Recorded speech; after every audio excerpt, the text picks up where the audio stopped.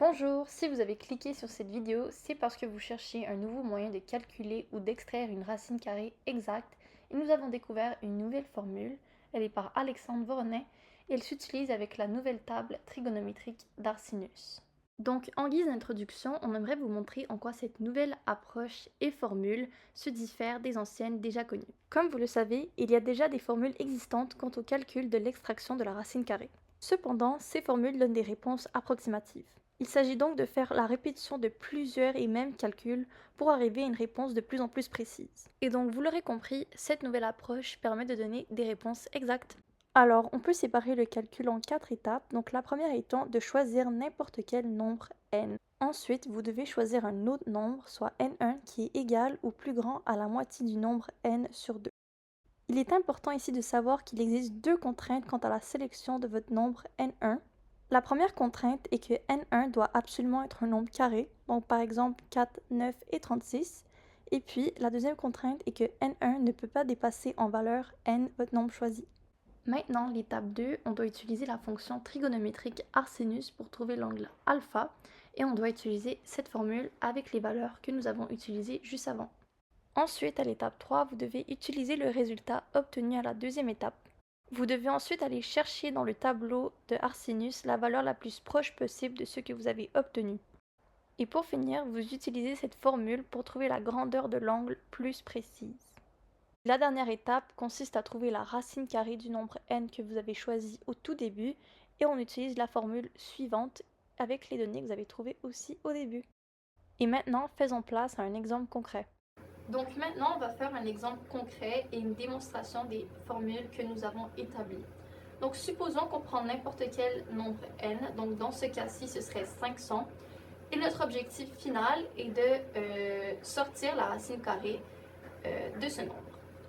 Donc la première étape, en suivant la formule ici, est de déterminer un nombre n1 qui est plus grand ou égal à votre nombre n divisé par 2. Dans ce cas-ci, ce serait 250. Sauf qu'il y a deux contraintes à suivre par rapport au nombre n1. La première est que ça doit être un nombre carré, donc par exemple 400 ici, comme on peut le justifier ici. Et la deuxième contrainte est que votre nombre n1 ne peut pas dépasser la valeur de votre nombre n. Maintenant, passons à la deuxième étape. L'objectif ici est de trouver l'arsinus de l'angle alpha. Donc, on suit la formule prédéterminée qui est n moins n1 sur 2n1. Donc, on reprend les chiffres trouvés de base. Et puis, on obtient une réponse de 0,125. Passons maintenant à l'étape 3, soit celle de trouver la valeur de l'angle alpha. Donc, tout d'abord, on doit se fier à la valeur trouvée en étape 2, qui est de 0,125. Et en regardant dans la table d'Arrhenius, ça permet de comprendre que la valeur de 0,125 se retrouve entre les angles de 7 et 8 degrés, comme vous pouvez le voir avec les décimales ici. Donc, avec cette formule, notre objectif ici est de faire une estimation du chiffre, de l'angle, qui s'approche le plus de 0,125. Donc ici, notre première tentative, on utilise 7,2 dans les deux, et on obtient un résultat de 0,124.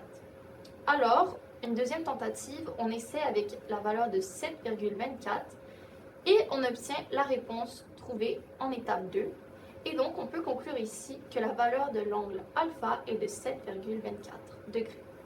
Passons maintenant à la dernière étape, soit celle de trouver x, qui est l'extraction, le résultat de l'extraction de la racine carrée.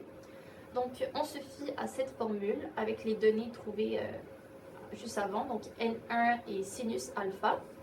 Donc, en les insérant ici les données, on trouve une valeur de 22,36 qui, elle, une fois mis au carré, donne notre résultat final et initial qui est de n égale 500. Pour conclure, on vous invite à essayer cette formule, et les démarches à suivre chez vous avec un nombre choisi et puis de vous fier à la table des Arrhenius qui vous sera disponible à la fin de la vidéo. Donc voici la table d'Arrhenius. Il est important de savoir que plus notre table aura de valeurs précises, plus nous pourrons trouver des réponses exactes. Vous l'aurez donc compris, cette table est abrégée.